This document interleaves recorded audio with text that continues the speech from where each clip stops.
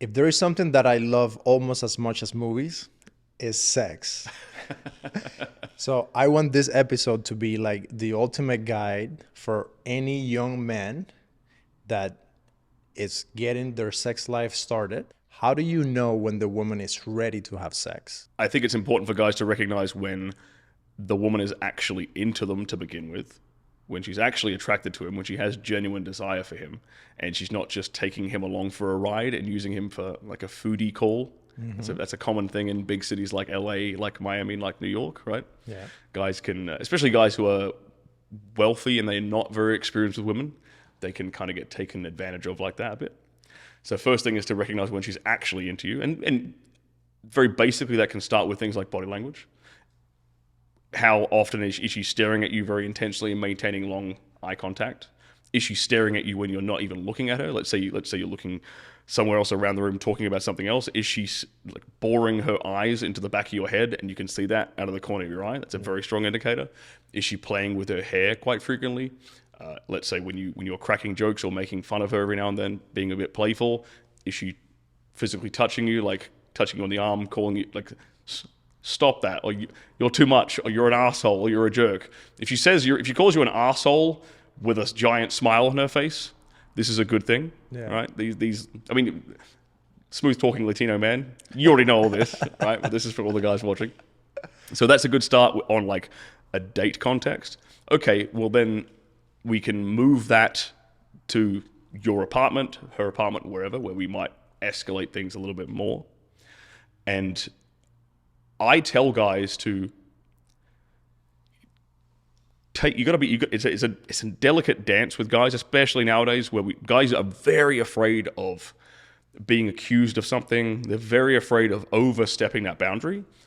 And ironically, at the same time, that it makes sex and relationships less fun for the women they are pursuing, because the men are kind of neutering themselves a bit.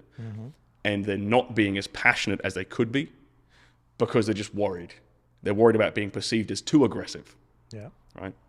And I think with guys, if you take a woman back to your place, it's okay to proceed like 2 steps forward, 1 step back. And always be reading her body language, always be making sure she's comfortable and safe. She's not tensing up. Guys have to be very hyper aware of more of the negative signs of a woman's body language, which tend to be her tensing up, her not making eye contact with you, like darting around, like looking nervous, looking for an excuse to leave. I mean, if a woman wants to leave, you should let her leave, obviously. Never put a woman in a situation where she doesn't feel comfortable. And I think a big part of, I'm kind of going all over the place a little bit here as I'm gathering my thoughts, but I think a big part of making a woman feel comfortable, let's say in a context like that where you've brought her home, is to let her know that when she says stop, you will stop. So for example, one thing I like to teach guys is to be the one to break off the kiss first. So the first kiss, if I'm gonna make the move as the guy, I'm gonna come in, break that distance, keep the eye contact, look her in the lips, and make out with her. But I'm gonna try to feel just before I can feel her about to pull away, I'm gonna break off and pull away first. So I'm gonna create the distance between us, rather than what most guys will do is they'll just keep chasing and trying to keep that going and maintaining that, and the woman will break it off. If the man is the one that breaks off that kiss first, that communicates a lot of things about that man. That communicates he's confident in himself, he can read body language, he's not needy, he's not desperate, he's a bit of a flirt, he's a bit of a tease, right? These are all very, very attractive things to women. And she will feel that, and that creating that distance of him being the one to break it off first, that leaves room for her to then chase. It leaves room for her to then pursue him and close that gap once more. Yeah, 100%. I think I love to be the first one to initiate, and then I won't do anything else. Like I would be playing around, but I want that second kiss to be her, the one to come after me. And even with sex, like in my case, like I got married very early on, and I was married for a long, long time. So I didn't get to explore or anything like that until recently after I got divorced. And something that I, for some reason, because I had to wait, like I didn't have sex until I got married when I was young. So I waited so long. So I can wait. Like I'm not desperate or trying to like push for that. Yep. And in my experience, that has been one of the things that helps the most to build desire. Because if you as a guy, I feel like a guy is like a Ferrari. Like we want to go like 0 to 100 like this. Yeah. And a woman is more like, you know, like a Rolls Royce. Like they need their time. It's going to be slow. So you always have to be reminding yourself that you want to go 5 times faster than how she wants to go about it. So you just need to be patient, but it pays off. Like if you're able to wait and build that desire. So I would love to hear from you on that. How do you build that desire so she's the one that after you make the first approach, after you do the kiss and you show her like that you got the fire, then how do you reel her back in so she can enjoy pursuing you? Yeah, I think building on from the example I just gave, right? A large part of it is demonstrating to her that you will make a move, but at the same time, the moment she enforces a boundary, you back off twice as much. Right? So that's why I use the analogy like you go 2 steps forward, 1 step back, 2 steps forward, one step back. But you're gonna let's say you're making out with her passionately.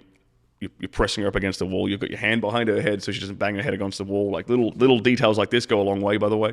Yeah. You know, then maybe your hand is like sliding down her hips, and maybe you start touching her butt just as a starting point, right? Gauging how responsive she is to that bit of escalation. Does she grab your hand and move it away? If she does, well, then we break it off. We break everything off because I want to give her that space to feel very comfortable and safe. I don't want if we're kissing and then I make that move by touching her butt and she isn't receptive to that extra step.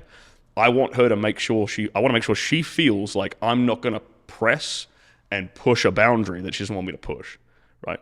So I can back off, go 2 steps back, go back to just talking. Yeah. We can move around the apartment, get a drink, go see the view, whatever. We go do something else, just to create that distance again and create that safety. She knows I'm not going to push a boundary.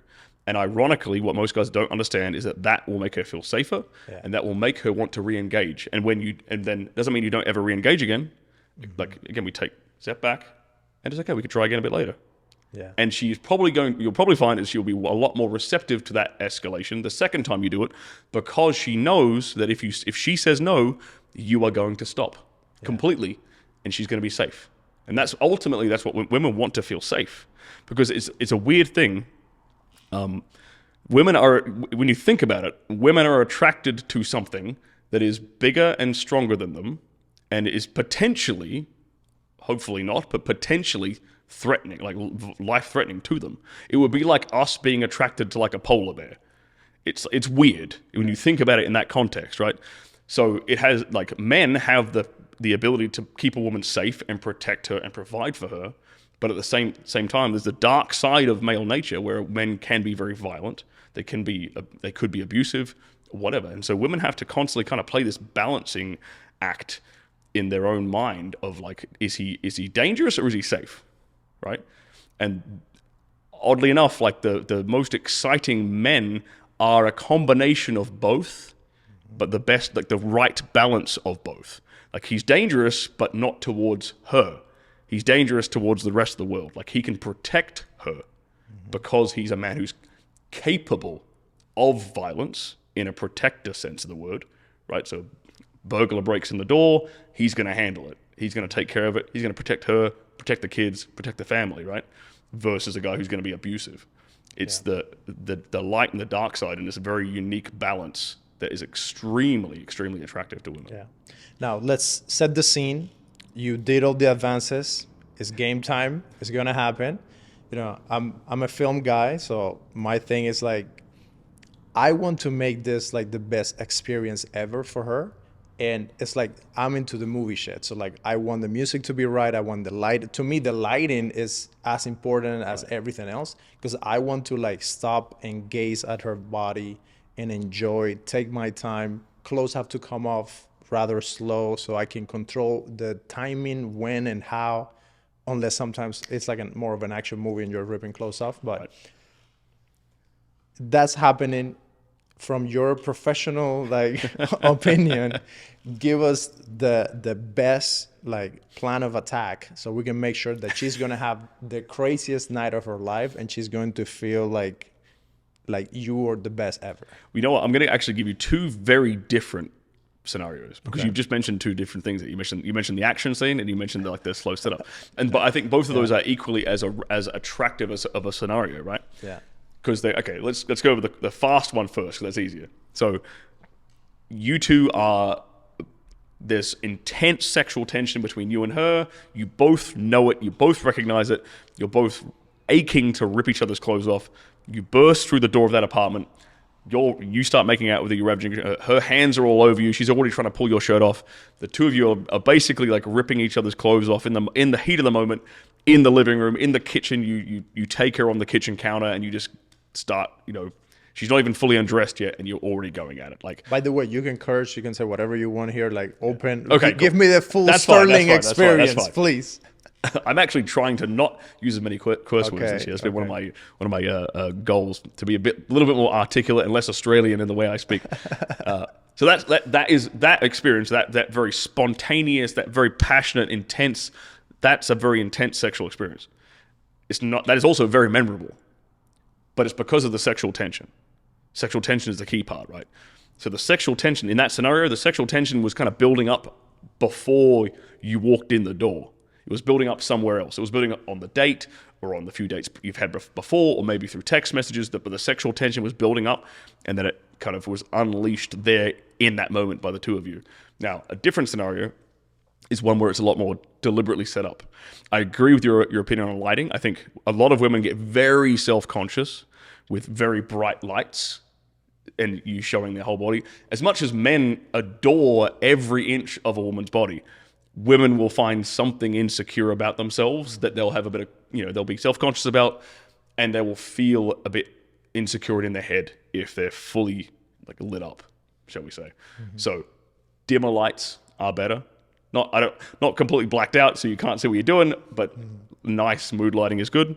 As far as music goes, I'm not a music guy, to be perfectly honest. So I don't really dabble with that, but if you like a bit of Barry White, go right ahead. And then I would say the idea of a great sexual experience is one that cascades and builds up more and more sexual tension. So it is the easiest way to get a woman to orgasm is to tease her into one. Rather than, most of the time, if you just go straight at it, it's not necessarily, depending on how attracted she is to you and how aroused she is in the moment, not necessarily going to lead to an orgasm all the time. But if it's a more teasing, slow build-up of an experience, that is more likely to get her there than anything else. So this might involve something. It might involve you dabbling in a little bit of shibari rope bondage. Maybe you slowly undress her. Maybe you blindfold her. Maybe you start to tie her hands up, play around with a few different things, give her a lot of different sensations she's never had before, a few experiences she's never had before, and tease her through all of this stuff. And one of my personal favorite things to do is when it does eventually come to that moment of penetration, when you're actually going to stick it in, is to make her beg for it. Because we've done all this build up, I'm kissing her up and down the neck. I'm playing with her, playing with her vulva and her labia. I'm not directly touching her clit yet because I'm building up more blood flow down there. Lots of anticipation. There's dirty talk going on. I'm whispering in her ear, telling her what I'm going to do to her, telling her where to pay attention, telling her how aroused she's getting, telling her how dripping wet she's getting in that moment. And I still haven't touched her yet. I still have not laid a finger on her clitoris. I still have not penetrated her. I still have not laid a finger on her vagina or anything like that. So all she's getting is this intense build up, and I want to get her to the point where she is demanding that I stick my dick in her. That's the ideal goal, because she is at this peak of arousal where it's when I eventually do stick it in, it's going to be that eyes rolling in the back of her head, intense like catharsis moment for her, which is memorable, which is very arousing, very erotic, and you kind of want to anchor, you want her to associate being penetrated by you with that intense feeling of desire, of passion, of release, all together at once. So having a big, long build-up like that and making her beg for you to put it in eventually, which you can get to by having that intense build-up, I think it's a very, very impactful first experience to have together with a woman. Yeah, I agree 100%. Couldn't agree more. Like, the longer you can wait, and especially like what you're saying about the talking, because for me, we were talking about like our accents and all of that. So because I have a foreign accent, to me, it's like I'm just speaking. Like, I don't. Yeah. But yeah, Sterling, my accent is very. It does wonders, doesn't it? It does. You know what I know? So the first time I went to Brazil, this was a new experience for me, because I'd basically been in Australia my whole life. When I was in my early to mid 20s, I went to Brazil for 6 months and traveled around. And I remember I met this girl, and we were having sex, and she asked me. I spoke a little bit of Portuguese. She didn't speak any English at all. She spoke no English, and we were communicating through my broken Portuguese. And at one point, we were having sex, and she looked me straight in the eye, and she's like, "Speak English to me." And I'm like, interesting. Okay. I've seen the reverse of this in like movies and stuff, where like the Italian guy is speaking Italian to the English-speaking woman, or the Spanish guy is speaking Spanish. Have you ever had the woman speak in their language to you? Oh yeah, I love it. Yeah, I love it. It's the same thing. I've had Spanish, like Colombian girlfriends in the past speaking, Spanish to me during sex. I'm like, I don't know what you're saying, love, but I absolutely adore it. This is great. Let's keep going. Let's go. But I was the first time for me having the reverse experience of I'm like, I could have said whatever I wanted. I could have been saying like, make me a cheese toasty sandwich. I could have been saying that. She didn't know, but she got off on it. And I thought that's a very interesting experience. This is what it's like from like the other person's perspective. Yes, it is. And one tip that I would give you, if I may, if you find a word that it doesn't even have to be a sexual word.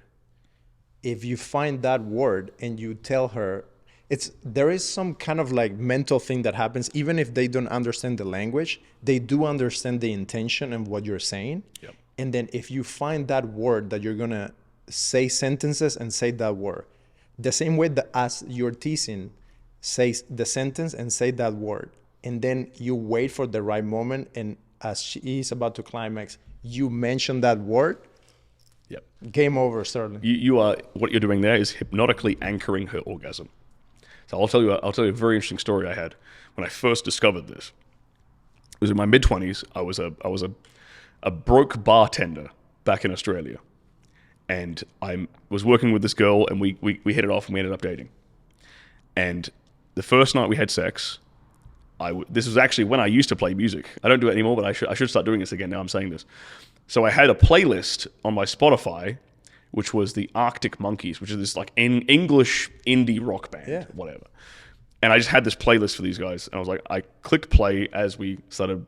I was actually tying her up with rope for the first time ever. So she'd never been tied up, and we were slowly going through this process. She was really enjoying it. She was dripping wet as I was tying her up, but the Arctic Monkeys was playing the whole time in the background, and we ended up having sex. She had a great time, and 2 days later, she's working in the bar, and there's a jukebox in the bar, and someone puts money into the machine and plays some Arctic Monkeys.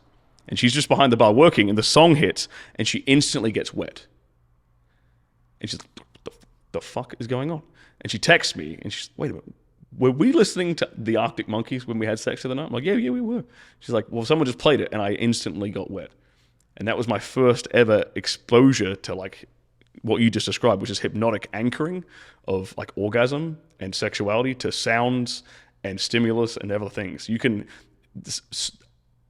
states of arousal are very, very powerful for anchoring different things. So you can, if you go deep into this stuff, you can actually anchor a woman's orgasm to a specific word, to a command, to a specific touch on the body. It typically has to be something very unique. Mm-hmm. But if it's out of the ordinary and it's unique to you, you can basically make a woman orgasm on command if you do this enough and you layer it in enough. It's very, very powerful stuff. Yeah. Yeah. Well, let's talk about that, because there is a video that you have where you talk about this technique where you tell the woman to don't orgasm yet. You make her wait and wait and wait Yes. until you command that happens. So what happens there, and like how can guys take advantage of that? And by the way, like the reason we're doing this video, like I'm not interested in manipulating anyone or like using women or anything like that. This is purely like, I think sex is such a huge part of everyone's life, and it's something that you can actually learn, and it's a skill. Like you can learn all of these things. And the purpose of all of this is, if you're in a relationship and whoever you're with, your partner, so you can actually make them happy. Like I'm not trying to get guys to just go and fuck 300,000 women and like destroy people's feelings or anything like that. So I just want to be clear with that. So let's talk about control and that domination, and like you as a guy dominating when she orgasms, how all of that. Let's get into that. Yeah, so that's a game I like to play, and I've actually taught this game to a couple of buddies of mine. Like, yo, you should try this with your girlfriend or whatever. And they've had a lot of fun with it. It's really just, yeah, she's not allowed to orgasm until I let her. So it's the concept there that we're playing around with is called edging. In the BDSM community, that term is known as edging. So it's basically, you think of it like, it's a bit like a roller coaster, right? Where you're taking the woman up towards orgasm, and then rather than letting it like climax and her have that release, you're bringing her back down again, and then you're raising her back up a little bit higher, and then you're bringing her back down again, and then you're letting her go up again a bit higher, and then eventually, through these concentric waves of pleasure, you eventually decide to let her orgasm and allow her to release on your command when you say so, and the orgasm will be way, way more intense because of the build-up and because of those consecutive stages of denial in preparation to that final edged orgasm, shall we say. But it's not that complicated. It's really just a case of, yeah, you taking control as a man, you leading confidently. Confidently is the key part, because women will feel what you feel, especially in the bedroom. So if you're nervous and anxious and you're not sure of yourself, you don't know what you're doing, she's going to feel that energy off you, she's going to feel that emotion off of you, and it's going to make her less confident in you, oddly enough, a little bit less safe with you as well. So it's important for the man to be confident and feel like he knows what he's doing, and to lead confidently, lead with assurance, and not half step. Not like if you're jumping in a cold pool, you jump in all the way. Yeah. You don't like dangle your foot in and go in slowly. You just dive in. It's easier. You dive in with confidence, right? Now, for young guys, like I think everyone watching this that is in their early like teens or 20s or whatever, they're like, yeah, easy for you to say. So for those guys, how can they practice and get up to speed with that? Because I'm trying to think of the guy that has never been with a girl, or this girl is like, she's so hot and like you're all up in your head, and like this is a serious problem for a lot of guys, that they will ejaculate just way too fast because they're so excited, they finally get the girl that they're so into. So what are some tips to help people with that? With the premature ejaculation stuff, Yeah, there's a couple of key things guys can do. One is, a lot of guys will condition their body to orgasm quickly.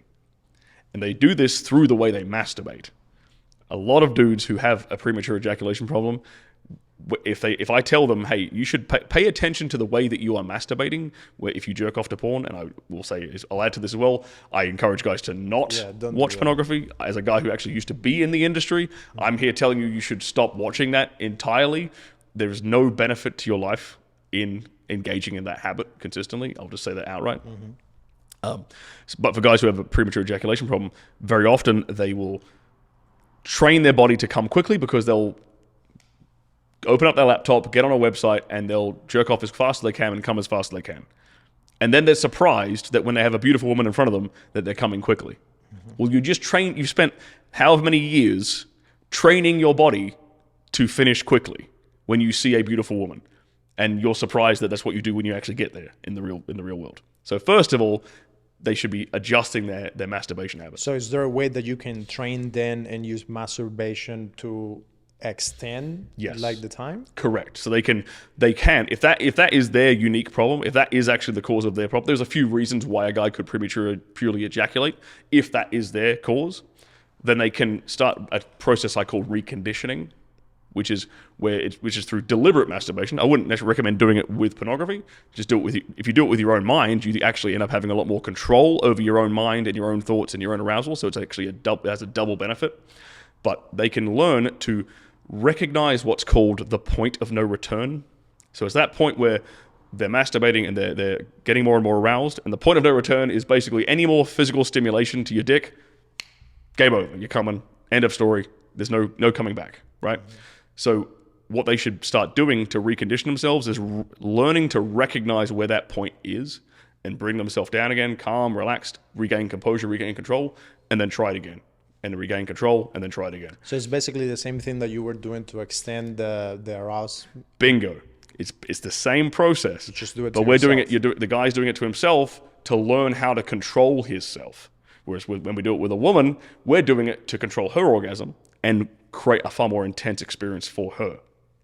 So that's one thing that I can do, that reconditioning aspect.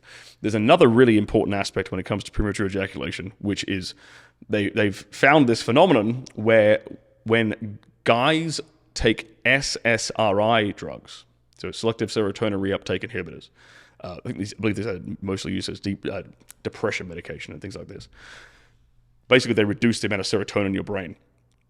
They have found that men who have premature ejaculation, when they get on these drugs, they no longer have premature ejaculation.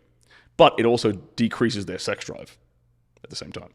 So there's a balance here with serotonin levels where there's like, if you have way too much, you are way too easily excited and you will most likely prematurely ejaculate. And then there's the opposite problem where you don't have enough and your sex drive is killed and you can't orgasm at all.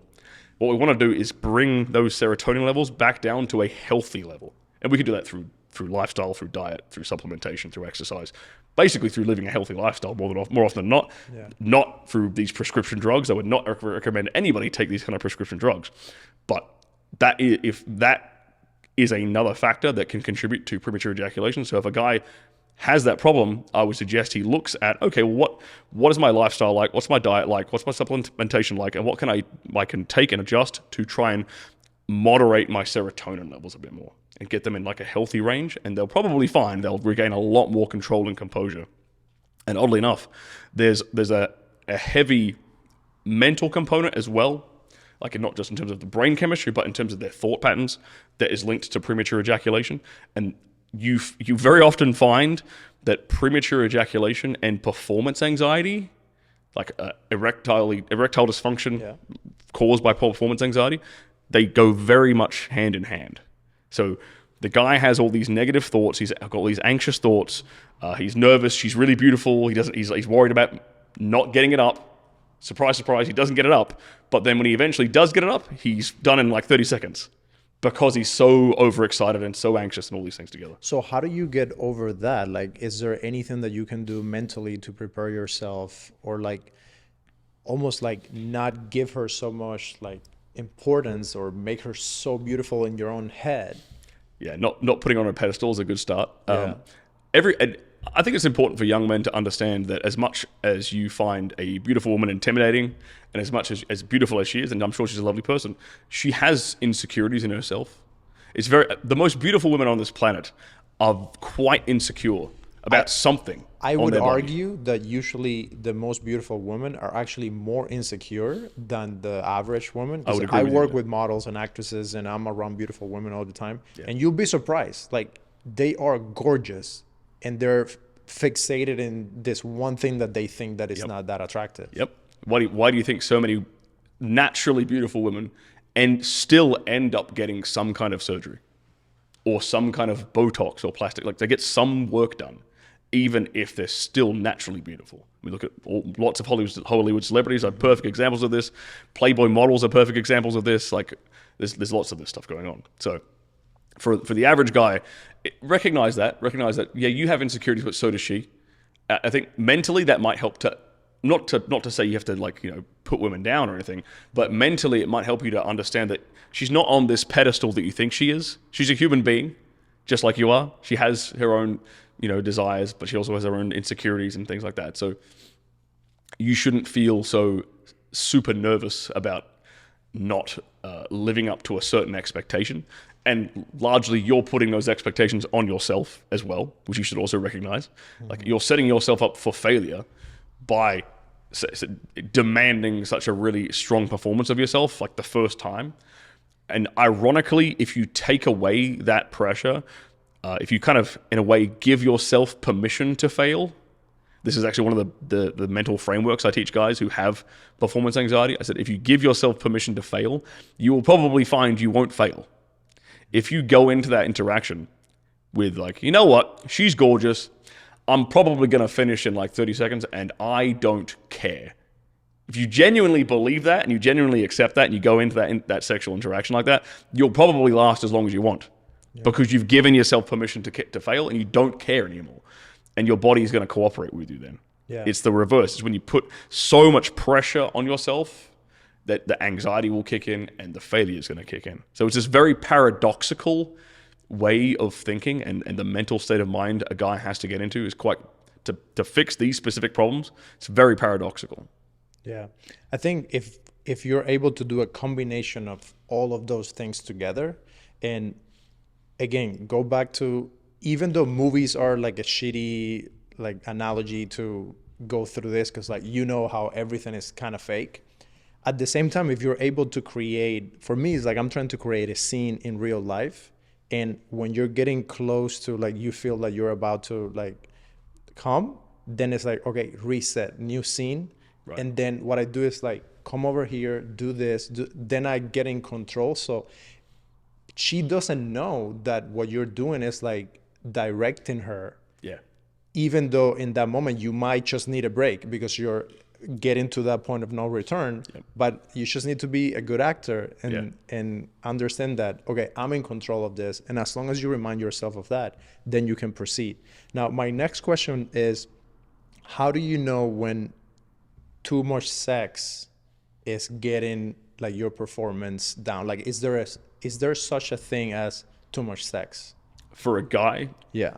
I think that a lot of that has to do with his sex drive, his testosterone levels, how much his body can handle. Like, so for example, when I was shooting porn out here in LA, not very far from here actually, quite close by to these neighborhoods. When I was shooting out, like I got into porn in my 30s. Like I was an older guy compared to the dudes who were like younger in their early 20s. Like they were shooting like every single day. I knew I had to kind of ration myself out a bit. I'm like, because it's sexual athleticism. It's very, very high level of performance. You need to have a very, very high level of arousal to maintain like a boner for like several hours at a time, to be like aroused for several hours a day, non-stop with the on demand, right?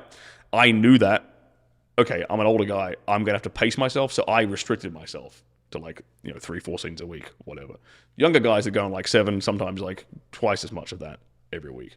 But I knew I was able to recognize that because of where I was at with my sex drive, with my hormone levels, whatever, before I started diving into like, okay, what can I do supplement-wise and lifestyle-wise and hormone-wise to try and increase this a bit? When I started, I was like, okay, I'm going to be very logical about this and ration that out a bit. So it very much depends upon where that guy is, like hormonally, like how much sex is enough for him or too much for him, and he's probably going to start wearing his body out and becoming a little bit it's going to detract from his work. It's going to detract from his exercise regime if all he's doing all day is like exhausting all of his energy into sex. Yeah.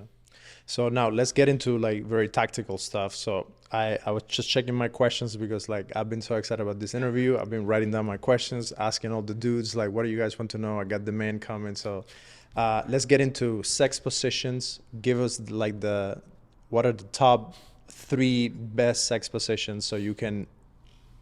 Well, the ones you enjoy the most, I'd start with. But if we're looking at getting her off, for the woman's enjoyment. I think the key to all of this is like, instead of putting the attention on us, I think we need to put the attention on her. Because at the end of the day, what you want is to make her like be like blown away by you want her to enjoy herself. And you know what? You made a good point there.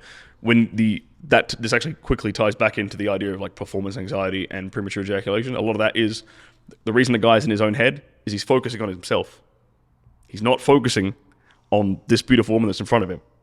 His thoughts are like he's thinking about his dick. Yeah. It's not getting his dick not getting hard or his dick coming too quickly, rather than being like, here's this beautiful woman in front of me who I've seduced, who is attracted to me, who I've had a great time with. I want to give her a great time, right? So I agree with that. In terms of sex positions, I like to give guys a few little like minor tweaks and adjustments to like basic sex positions they can do so that it will optimize it. Because sex positions are all about angles. It's all about the angle of penetration. So typically what you want to do is try to get the head of your penis to hit her G-spot. And the G-spot is it's about this far into the vagina on the front wall, right? Where the clitoris, like clitoris is down here, up inside and up here is where the G-spot is. So if we can angle our penis, if we can angle our penetration in such a way that we're basically hitting the head of our penis like on that spot consistently, well then we're massively increasing the chances we have of getting her to climax. Now this also depends upon the angle with which your dick points, because some dudes' dicks point down, some are straight, some curve upwards. Every guy's have got a little bit different of an angle. Are women different? Women's vaginas are typically angled the same. Some, it's very rare, but some can have a little bit of a deeper vagina than others, like in terms of where the G-spot actually is. But that's not as common. Is that tied to their height in any way? You know what? Not really. No, it's a bit graphic, but I've seen girls who are like about 5'1" who can take some absolute monsters with zero hesitation. So it's, in my experience, no. They're all the womb, the vagina is the same depth, no matter how big the woman is. Yeah.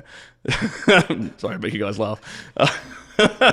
You said I could say whatever I like. It's an honest question. Like, it's an honest question. And I'll give you an honest answer. So, okay, in terms of okay, for example, if you're a guy whose dick is curved downwards, well then doggy style is your best friend. Doggy style. Because like the angle of penetration, you're going to be hitting into her G-spot because it's on that bottom wall when she's bent over in that position. If your dick is curved more upwards, well then cowgirl's your best friend because she can sit on top and it's going to be pointing, rather than pointing this way, it's going to be pointing this way. It's going to be slamming into her G-spot as she's moving back and forth over your pelvis like that. And that's another thing I'll add into the cowgirl position. When she's on top of you, rather than having her go up and down, it's better to have her going forwards and backwards, sliding like that, right? Because that's going to, two things. One, her clitoris is going to be rubbing up against your kind of pubic area. So there's clitoral stimulation going on there, as well as the pressure of the head of your penis pushing into her G-spot as well. So you get 2 for 1 in that position. That's my favorite position personally. And then we have, with missionary position, a very, very easy way to make that a lot more enjoyable is to slide a pillow under her hips, prop those hips up so that the angle of penetration, rather than her, you're like, very hard to demonstrate this. I'm trying to do this in a correct way that the camera can see what we're doing. Yeah. So if she's laying flat on her back and we're penetrating, we're going kind of down like this. But if we raise those hips up a little bit, when we penetrate, it's more likely to be in line.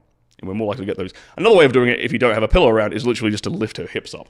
Get those like feet by your ears, get those like legs on your shoulders and just lift her hips up a little bit and penetrate this way. So her hips are no longer flat, her hips are like this instead. And so you're coming in at an angle like that. Women would like, and you'll know you're hitting the right spot when she's gasping. That's typically your like green tick, yes, I'm doing the right thing, is when her body language and her reaction changes. So start in the regular position and then make the adjustment and see how she reacts and responds to it. You've got a real life like feedback loop right there in front of you in the terms of this beautiful woman in front of you. So you can use that to your advantage, pay attention to your lover, pay attention to what she's giving you and read her body language like that and go with the feedback. Yeah. Now, how do you go about asking or talking about with your partner of the things that you like, that you don't like, the things that they could improve? Because that's kind of like also, how do you get feedback to know what you could improve? Because maybe you're doing something and you're having a great time, but she's not enjoying it. So how do you go about having those conversations and like picking up on those cues? I would recommend, if you want to have those kind of conversations, I'd recommend having them after sex. In bed after sex where you're cuddling together and like it's post post-orgasm catharsis or whatever, that's a good time. I think that's the best time to talk about the kinds of things that she enjoys and think maybe some kinks and fetishes she has. What's her favorite position? What's this? What's that? Because if you do it beforehand, it kind of takes away the magic. Mm-hmm. It's like a magician telling you how a trick is done and then doing the trick in front of you. Mm-hmm. It's no longer fun anymore. You've spoiled it. But if you, okay, like we've just had sex, cool, maybe there's some things I can improve, maybe there's some things she can improve to please me better. Sitting there like after sex and talking about that, it's a bit more lovey-dovey, a bit more romantic, there's a bit more emotion to it, but it doesn't spoil the magic for next time in the way that it would if you had that conversation beforehand. So go into those first few sex sessions just exploring each other. And that's fine. It's okay to explore each other. It's fun. It's part of the fun is learning your woman's body and learning what she enjoys and responding to her body language. That's another big one, is just being able to read a woman's body language when she's relaxed and enjoying herself, when she's being able to recognize when a woman is in her head, is in like a tense, anxious way, versus being just blissfully in the moment and she's just caught up in this euphoria and she's sort of in like a really primal orgasmic state. Yeah. That's kind of where we want to get them to. Yeah. Now, if they are in their heads, how do you navigate that to get them back to the primal? Great question. Dirty talk is the best way to do that. Because the analogy I like to give for dirty talk is, imagine a woman is driving her car and she's sitting there in the driver's seat, she's steering the wheel. She's taking the car where she wants it to go.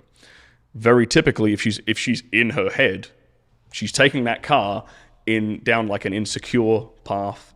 She's taking that car down like there's pressure on me. I don't want to make him feel like he's a bad lover. I have to orgasm. I have to do this. I have to do that. She's driving the car down all these bad streets.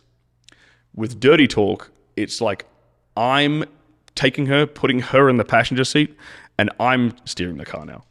And now we're going to go down this path, which is going to get you present in the moment. It's going to get you focusing on what I'm doing with my hands to your clitoris. It's going to get you focusing on what the movements I'm making on your breasts, how I'm playing with your nipples. I'm going to make you pay attention to the way I'm pulling her hair. I'm just directing and guiding her attention and her focus to what is happening here in this present moment through my words. So that brings her into the present moment and gets her out of her head.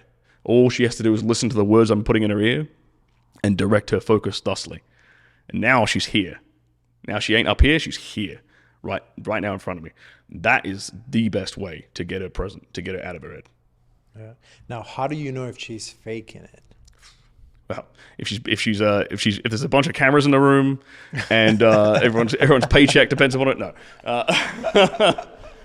Now, to be fair, a lot of women do orgasm totally naturally and normally on porn sets. It's actually not. There's not as much faking as you would think. It's kind of like 50-50. But how do you tell if she's faking? First of all, I'd try to mitigate that from even happening in the first place, because women will fake it when they feel like your ego, the man's ego, is attached to it. If a woman can get the sense that he is going to be destroyed if he doesn't get me off, if his sexual ego is so tied up in his ability to make her orgasm, that's when she's going to fake it. Women will fake it to please the man. And one of the worst things a guy can say to a woman, and this doesn't come from a place of bad intentions, but during the act of sex, saying things like, "Do you like that?" Because a woman has no choice. When a man says, "Do you like that?" What is she going to say? Women are not going to say, "No, that's trash. You're shit. Stop doing that." Because his dick's going to go soft, and that's going to ruin the sex. So women know that. So a woman is never going to give you, like, if you say to a woman during sex, "Do you like that?" She's always going to say yes.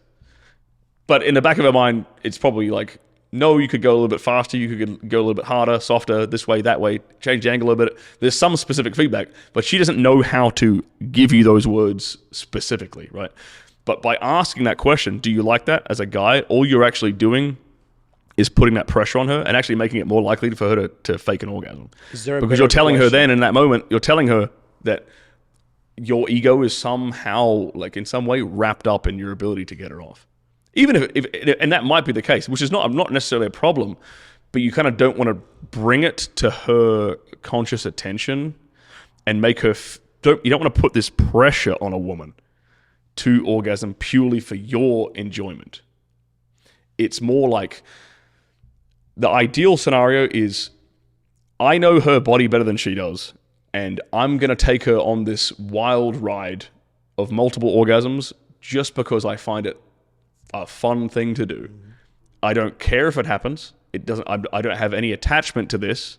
It's not going to break my ego if it doesn't happen, but it is just a fun ride for us both to go on.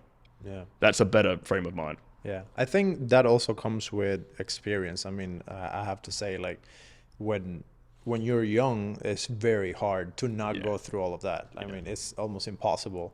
And as you get older and you get more experience, and then you understand. And I think that's also something that happens. Like, I've been in very long relationships, and then you get to know your women's body. Yes. So, like, on a one night stand, chances of you being able to, like, get her to climax are very, like, I don't know, in your experience of, like, because the woman has to feel comfortable with you.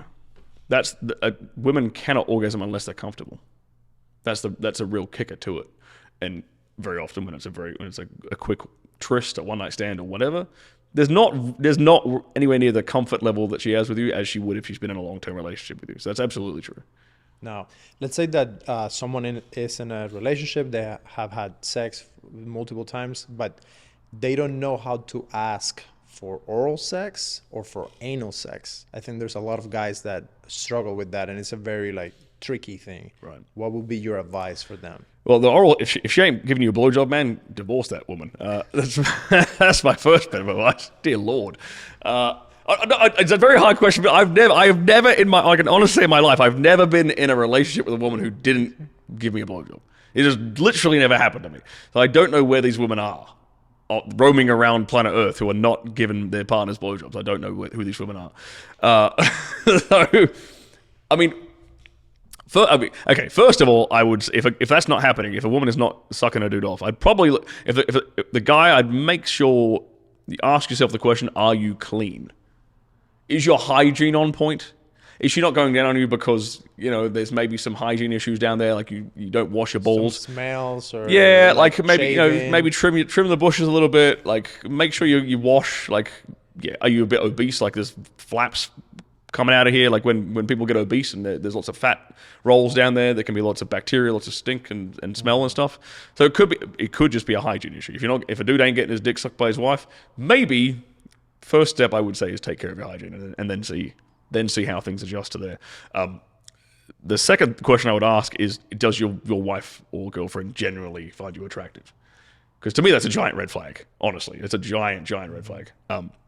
Now, the second question you asked in terms of anal sex, bit more of an extreme example. Not every woman is into this thing, but there are ways that you can approach it as a guy in a safe, respectful way that you're not pushing a boundary, right? You're just testing to see if you're introducing an experience to her that she might actually end up enjoying. Because a lot of women can actually climax from anal penetration and anal sex, but that does depend upon like the way that her nerve endings are wired. Sometimes they run along the lower part of the vagina, and the anal penetration can trigger a very, very similar kind of orgasm just because of the way they're wired. Hooray for those women. They're lucky. They can have a lot more fun than any other woman. But the way I tell a guy to kind of approach this thing is you would baby step towards it. Because I think just talking about it like outright, it kind of puts a lot of pressure on the woman to like make a decision now. Like it has to be a yes or no when you kind of approach the subject of doing something like a new sex act in that way, rather than, okay, how about I baby step you like a tiny little bit in that direction and we see if you enjoy that. So for example, with anal stuff, it might just be as simple as like you just playing with like running circles around her anus during penetration, like when she's on top of you, reach your hand back and not stick a finger in her asshole or anything like that, just play with the butt like that and see how she responds. Does she enjoy that stimulation? Okay, if she does, cool, that's like a baby step in that direction. And then the next step might be like just the tip of the finger in there and seeing how she responds. And we baby step away a little bit further, right? And there's a few steps between like not doing anal sex to doing penetrative anal sex. There's a lot of baby steps you can put in between there, like small butt plugs, toys, things like this, to see and experiment with it and see how she enjoys it. If she doesn't enjoy it, then we don't do it. Yeah. We just stop. We don't go anywhere near that. But she might actually enjoy it, especially if you do it in a very baby stepping kind of way, like you approach it smoothly, safely, comfortably. Because the problem that a lot of like women who've had bad experiences with anal sex, very often it's the dude ramming it in there 100 miles an hour without any lube, without any warm up, without any regard to her comfort, and it's been a very painful experience for her. So of course she's not going to enjoy it. But if a guy was a gentleman and he had a little bit of tact with it, he might actually find that she could orgasm from it, and she could have you've just added a whole nother dimension to your sex life that you two can enjoy together. Whereas before it was just this complete no-go zone because in the past she'd had a bad experience. Yeah. Now, let's talk about oral sex when you are the one going down on your women, and what are how do you go about that? Because I think it's a very powerful tool to make sure that things are amazing. I would agree with that. There's a lot of guys on the internet now who have a problem with going down on women for some reason. There's a on Twitter, that's a big thing. They're missing out. The first thing I'd say to this is you should only do things you enjoy as a guy. Like you never should. Wouldn't encourage any guy to eat pussy or do cunnilingus if he isn't genuinely into it, because she will know instantly that you are not into it. She will feel that. And she's like, he's just doing this to go for the motions. He'll be trashing it as well. Because if you enjoy things, you're probably going to get good at them. So if you actually enjoy that act of pleasing your woman like that, you're probably going to learn how to be better at it, and you're going to enjoy it, and you're both going to have a great time. If you're forcing it, then just don't do it. That's the first thing I'll say. Going back to what I said before about you don't want to say things like, do you enjoy that? Because it's a shitty question to ask in the bedroom, because you don't give her the tools to communicate correctly with you.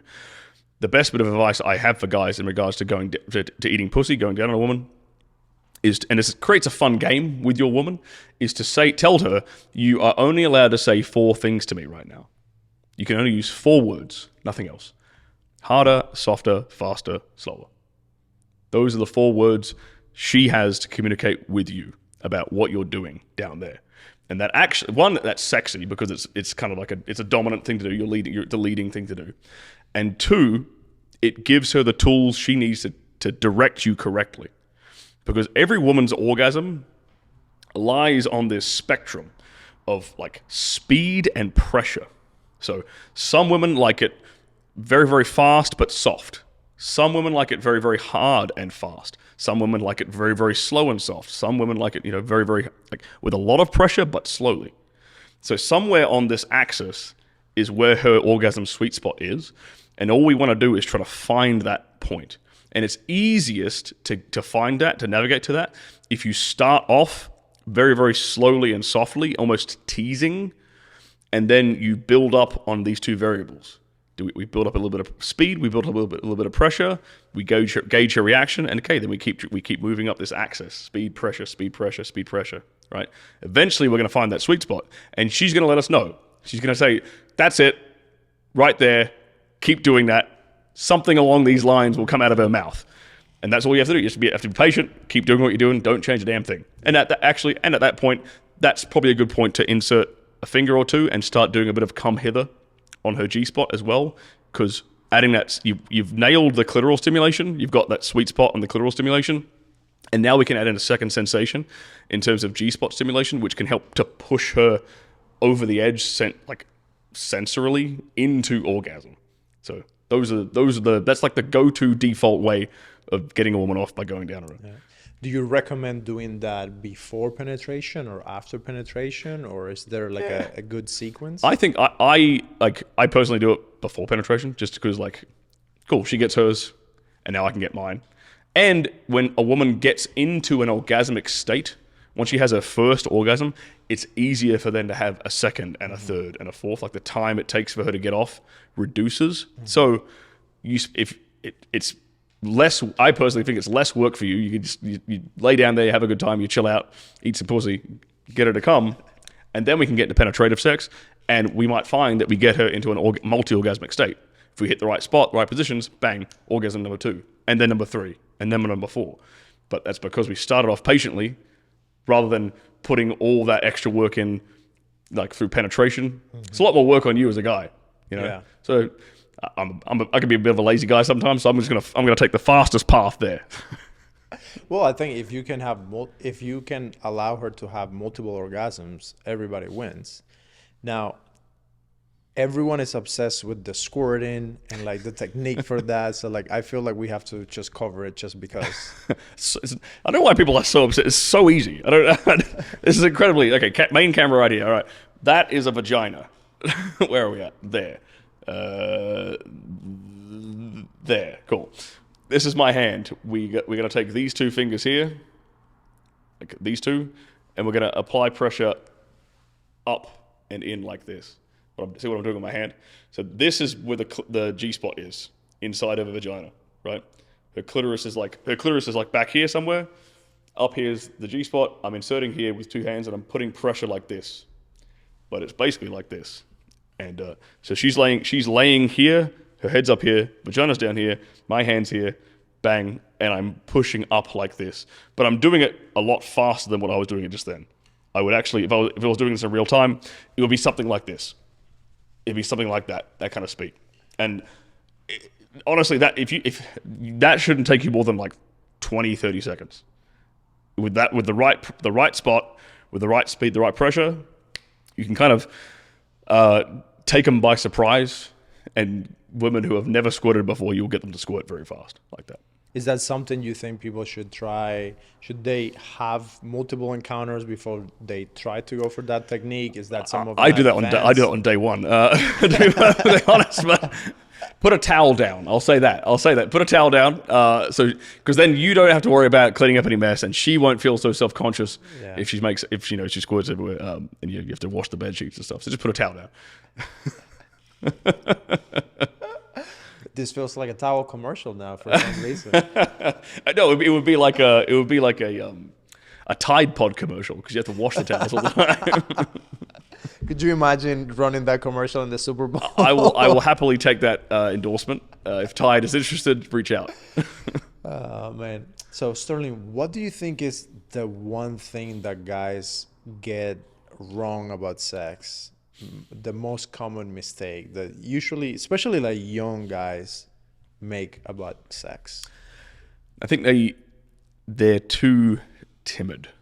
They're too afraid of leading that interaction. They've kind of been sold this lie a bit, and especially my generation, we were sold this lie that women are like sugar and spice and all things nice, and they're these fragile, delicate princesses. They're a lot more sexual than you think. They're a lot more of a deviant sexually as well than most guys would think. They will respond very, very positively to very passionate sex, more so than the lovey-dovey, slow, sensual rose petals thing you would see in a typical Hollywood movie. Yeah. I don't know what the movie was. I think it was called 365 DNI. I don't know if you're familiar with that movie that came out. It was a Netflix show. The day 365. Yeah, I think it was a Hungarian show. Yeah, and it had several movies too. There's an Italian version. Oh, okay, right. Yeah, but it's a very similar thing along the lines of like 50 Shades of Grey. I hate quoting that, but it's very people are familiar with what that's like. But those two shows kind of demonstrate, they tapped into the female psyche very well, and they showed you the kind of sex and the kind of fantasies that women very much resonate with. And I think a big part of becoming an amazing lover is to kind of tap into a lot of that, to be that guy who is kind of the best of both worlds in a way, where you're the provider and protector, but you're also the lover. You're also the passionate, sexy guy who can, like, you can be a gentleman outside. You can be the guy who wines and dines her, opens the car door for her, pulls her chair out for dinner at the dinner table. But then when you get home, you're the one who's throwing her down on the bed sheets, tearing her clothes off, making passionate love to her, bending her over the kitchen counter, bending her over the railing at the hotel, like so she can look out on the Las Vegas Strip, and just be taken by you. I think a good analogy I've given to guys before is, imagine if you were a Roman soldier, who's off fighting barbarian hordes near the Rhine River in Germany, and you come after several years of deployment, you come back to your Roman bride. How would you make love to her? It's not going to be all soft and delicate, lovey-dovey. It's going to be passionate in a good way, obviously in a consensual way. I hate that I have to drill this shit home constantly on the internet, but it's going to be passionate, fiery, like primal, instinctual, from both you and her, right? And that's the ideal kind of frame of mind that I think sex should come from. When I had Justin on the show, we talked about this thing that he calls dark love. Yeah. And now that you're talking about that, like, it reminded me of that. So I'm curious to know, like, in your experience with your life, everything you have been through, how do you marry, like, your life as a porn star and, like, this person that you are with the love side of things and, like, making those things come together? Have you been able to, like, combine that, or do you have, like, separate, compartmentalized? Like, I'm curious. No, it's very. I find it quite easy to combine the two. It's odd, but having the background I have, kind of by default, it creates a lot of that, what you might call like the bad boy vibes with women.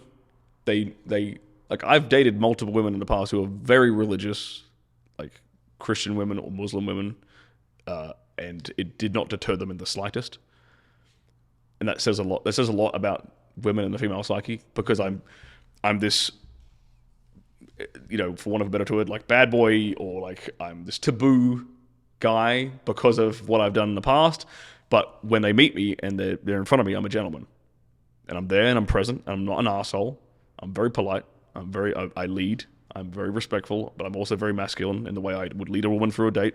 I'm the one ordering the food. I'm the one picking the location. I'm picking up the tab. I'm taking I'm driving her here and there, whatever. I'm opening the door. And so I'm able to very easily marry these two aspects, because I don't have to do as much work on, like, the dark side, shall we say, that more arousal, sexual side, purely because that's kind of innately in me due to my background. I don't have to think about bringing that out. It's just always there, like lurking in the background, especially when I'm looking her in the eye. She can kind of tell that. So for me, it hasn't been hard to kind of marry those two things together. Right. Now, what are some things that you get the most hate for online? Lately, I've been getting a ton of hate for my dating preferences, and that is because we did a video recently about I was on a podcast, and someone asked me, like, what age range are you looking to date a woman to get married and have kids? Go ahead and guess. Let me guess. 25? 24 or younger. Yeah, obviously till 18, but yeah. So 24 was the kind of cap. So you're doing the DiCaprio move? You could call it that. Yeah, sure. I mean, it's I don't intend on, like, rotating through a bunch of them, but yeah. I mean, it's something that I'm surprised that people take so much offense to that. If you look at the comment section of my Instagram right now, you'd have a bit of a chuckle. I'll show you after the show. It guys? Oh, it's women. It's all women. It's all women. It's all, unsurprisingly, it's all middle-aged women who are not very attractive anymore. Yeah, well, that makes sense, because by you professing that that's what you like, you have a large following, you have influence, so you are teaching young men that that's what they should be into. It's you know what, it's that, and I think it's a lot more of so I've seen a couple of comments from women who are I can tell, but just by the way they look, by their Instagram profiles or whatever, they're mid-30s women, maybe some single mothers in there or whatever, who were sliding in my DMs and flirting with me and telling me how sexy I was or how much they agreed with the things I was saying. And then this reel dropped where I'd say, I will only really date seriously a woman who's under 24. And all of a sudden, I'm a predator and I'm a manipulator or something. I'm an abuser or whatever the fuck. So I found it quite funny. It's basically because they're jaded that I rejected them, really. Yeah. Like, But For that's life. ladies, That is what it is. they're not gonna get the Stirling I mean, experience. they weren't going to get it anyway, so it doesn't really matter. It's just, I'm just being honest. That's awesome, man. Well, Sterling, thank you so much, man, for being open to talk about everything. Like, this is honestly like I mean, you make so much content and you might not think about it, but like I was telling my friends, like when I was thinking about the interview, I'm thinking of like that 19-year-old kid that doesn't have a dad and doesn't have a big brother that can tell him like how to navigate through all of this. So I just wanted to say thank you, because the work that you're doing, even though it's fun and like all of that, at the same time is important. And I don't think you get enough credit. Like the things that you're doing would actually help kids turn into men. Thank you. And actually have healthy relationships, be better dads whenever they get married and have kids. So I just want to say thank you for like being open, risking yourself, because I bet that it's not easy for you to get hate from all of these people. You get used to it after a while. Getting canceled, getting into trouble, like, and also with the friends that you have with like Justin and Andrew and all of them, like they are getting so much hate from everyone else. Yeah. So I just wanted to say thank you for what you're doing. And like I've learned a lot from your videos. And I can vouch that the techniques are really good. So. Well, you know, I'll just finish by saying that's a big part of the reason why I do why I teach this stuff is I like to put myself in that position of kind of being a surrogate big brother to a lot of guys. Mm-hmm. Not necessarily not a father figure, but a big brother figure, because dudes don't have anyone to talk to about this shit. And let's say, like, if a guy was having problems in bed, if a guy was like, oh, he couldn't get his woman to orgasm, or he was struggling with premature ejaculation, he's not going to turn to his friends. He'll be like, yo, bro, like, I can't make my woman come, or yo, bro, I'm busting a nut too early. They're going to laugh at him, yeah. Like, or they're not going to be able to give him good advice. They're not actually going to be able to give him practical advice. So I want to be this resource that guys can turn to. Yeah. When they have these kinds of questions, they have these kind of problems, they'd be like, I don't have a clue who to ask. Yeah. Where the hell do I turn? Well, you can turn to me, and yeah. I can happily help you out. Yeah, and in your case, because I know a little bit about your story with your brother and like him being your role model, but he wasn't like a great role model. So yeah. Like I think that happens a lot. And funny enough, like I'm the older sibling. We were 3 boys, but because I came to America first, I never had the chance to be there with my brother right. When he got married, when he was like becoming a man, basically. Like I wasn't there physically to talk about all of those things.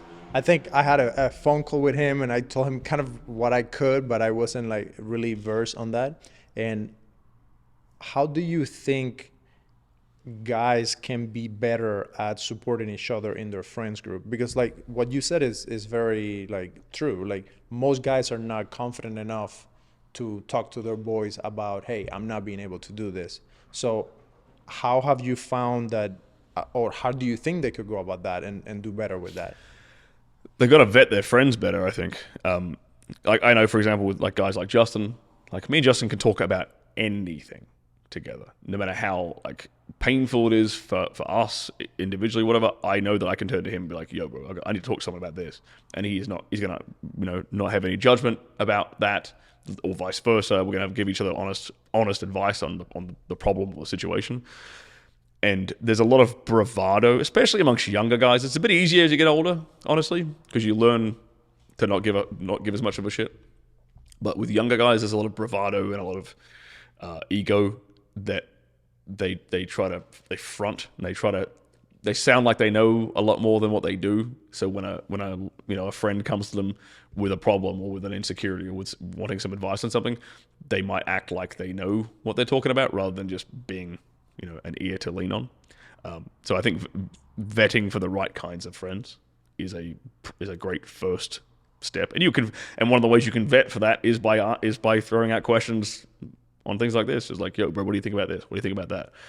If they're a complete know-it-all without any reason to be a complete know-it-all, you might have a bullshitter on your hands. Yeah. Well, we got the naughty big brother here from the internet to teach all the guys how to have fun. So to end the interview, I would love to hear what is your like advice for women. If there's any women watching this, or if we can make a clip of this, what would you tell women so they can get the best like, let's say they're not getting the best sex experience with their partners. What advice would you have for there? Well, you can surreptitiously send him some of my clips on YouTube or Instagram or whatever. I've literally had women do that, exactly that. Like, oh, I sent my boyfriend this reel or that short or that TikTok, and we had a great time. Thank you. So that's a very, very simple, easy, practical first step you could do. And you do it in a subtle way. You don't do it in a way where it's like, oh, this guy's hot or whatever. He's doing this thing sexy. You do it in a way like, my friend showed me this. This would be pretty hot. Like, you do it in a way that's not going to hurt his ego. Subtly drop it in his DMs, and then maybe do that once. Maybe next month you do another one, and eventually he might start paying attention and start picking up some tricks. And happy lady after that. Awesome. Well, Stirling, giving happiness to the world. Thank you so much for coming on the show, bro. I really appreciate it. Thank you very much for having me, man. I appreciate it. Yeah. Thank you guys so much for checking out this episode. I hope you liked it. Send it to a friend if you enjoyed it. And check out this other interview with our boy, Justin Waller. We talk about money, women, working, like all kinds of stuff. So I hope you enjoyed this episode, and we'll see you on the next one.